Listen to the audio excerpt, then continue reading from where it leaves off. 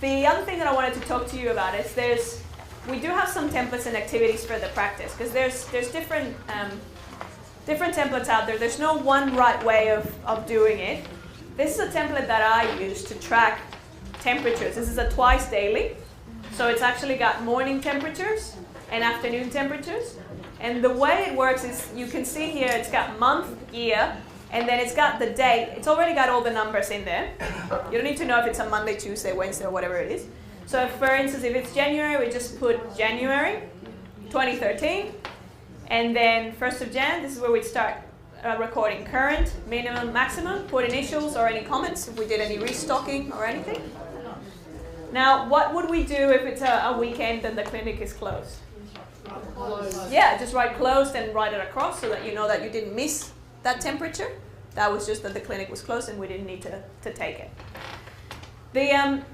I particularly like, and it's got the contact number for the Department of Health at the bottom should there be a breach.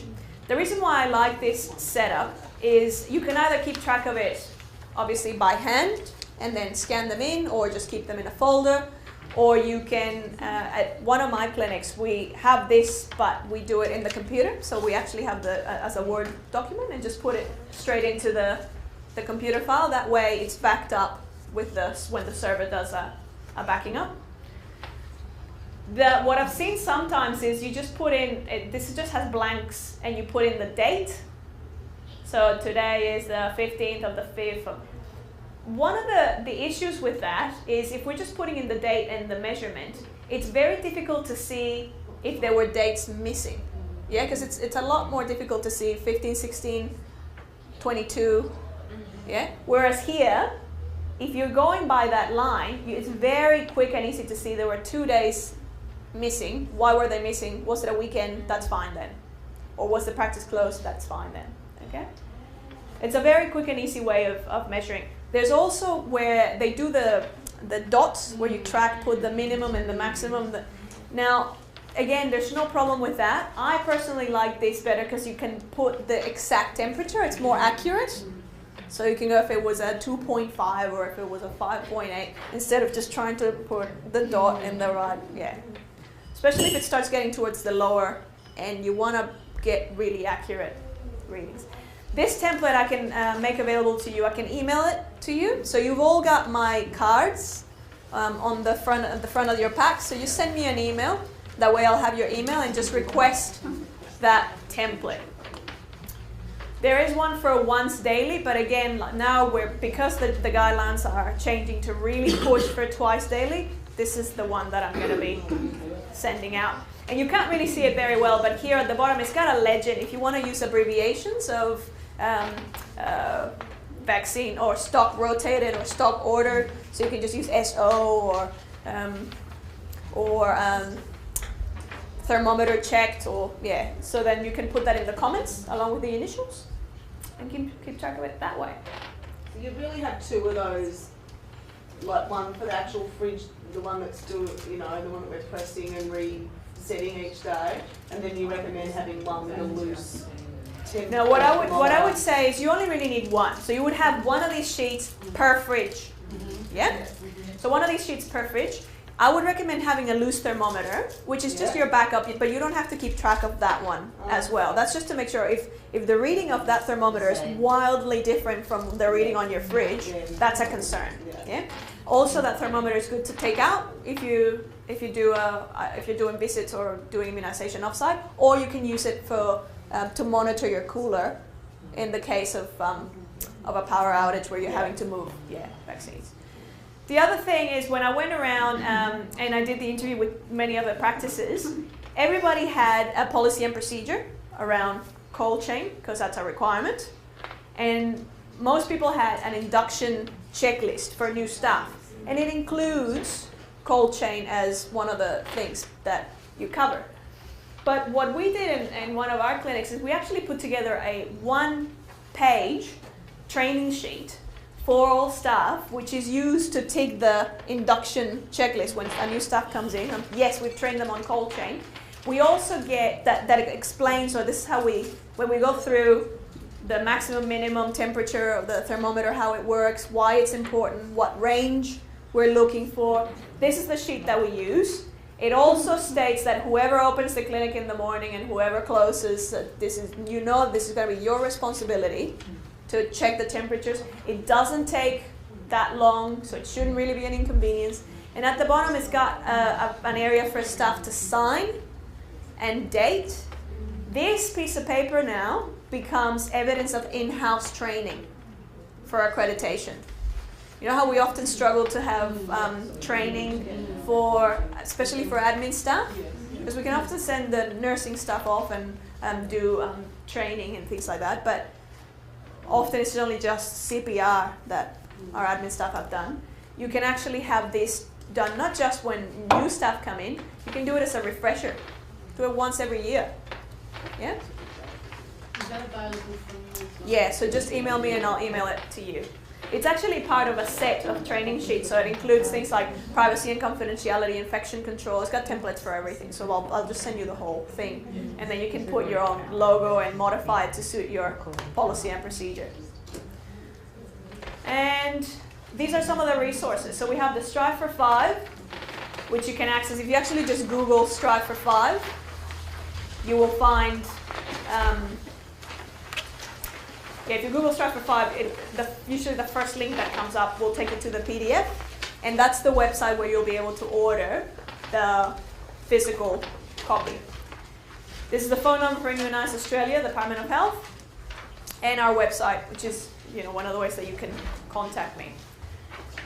Now, I just wanted to that's the core. That's essentially it for our talk on cold chain management. Are there any areas, or is there anything any questions or any areas that we haven't covered that you'd like to discuss a bit more? So, nothing's coming up? No?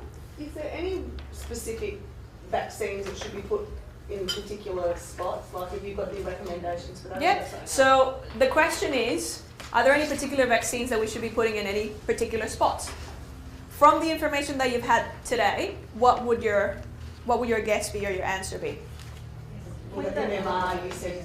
MMR, yeah, it's more freeze resistant, so that's okay.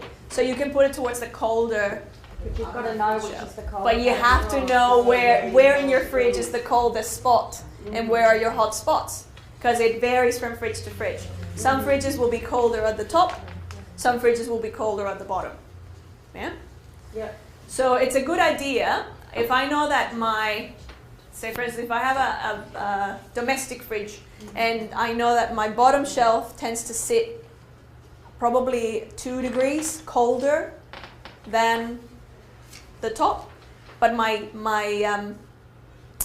probe, the probe of my thermometers tend to sit at the top, then I know, because I'm more paranoid about this going freezing, I'm probably going to want to move that probe down to my highest risk area so that I know that I'm covering myself. There's a buffer of safety. Yeah? More difficult to do with a purpose-built fridge because you can't really move the probe, the thermometer, you can't really move the position. That's why having a free-flowing, free-moving thermometer as a backup, which again is not that expensive, it's only about $40 or $50, can be a good way of just getting to know your fridge. And it's very quick because you can just check, put it in, leave it for a moment so that it gets to the temperature of the fridge, and check if my bottom shelf, the temperature that it's saying on the thermometer is the same that my purpose-built fridge is saying. Yeah? So there's different ways. If you're wanting support with, if you have data loggers or if you're looking to purchase loggers and you want support with how to use them, I'm more than happy to provide support with that. And a lot of them, they're very relatively straightforward. You'd install the software in your computer, they connect via USB, and then you can program to say, yeah, I want to do it for a week or 3 days or something like that. Now, I want to show you really quickly. I don't think we've loaded that other one. Because what we are going to do now, well, in the afternoon, there's a couple of, some of the practices are going to be staying back because we have an additional component of, more intensive sort of activity around cold chain.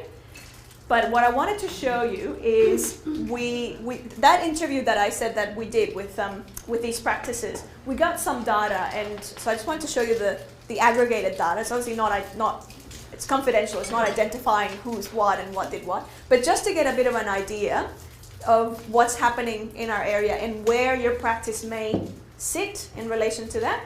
The things that we were measuring are how many, we had a look at the past 10 months at their record, the temperature record sheets, and we had a look and see how many temperature days were missed when they should have been done. So when it wasn't a weekend, or when it was just an issue, and how many data loggings, if they were doing data loggings or audits, were done. So the ones that you see in the green are the ones that had less than 5 days missed, from 0 to 5 days missed per month. Yeah, so that's from June, July, so this is all last year, the last 10 months up until March. So most practices had, yeah, so 7 practices, 9, 9, 9, 9, 8, 7, had less than 0 to 5 days missed where they didn't record the temperatures. And then we only really had 1 in different months that didn't record between 6 and 10 times, so it's between 6 and 10 days were missed. And then it varied here between 1 and 3 practices didn't have records for more than 10 days in those months. Yeah? So this is a good one to take back to your practice now. And obviously you don't have this slide, but you have now a bit of an idea. Take back to your practice, have a look through your last 10 months and go, how many have we missed? Can we even find those sheets? Because that was one of the things, some places either you couldn't find the sheet, and if you can't find it, it's almost as good as not having done it. Yeah?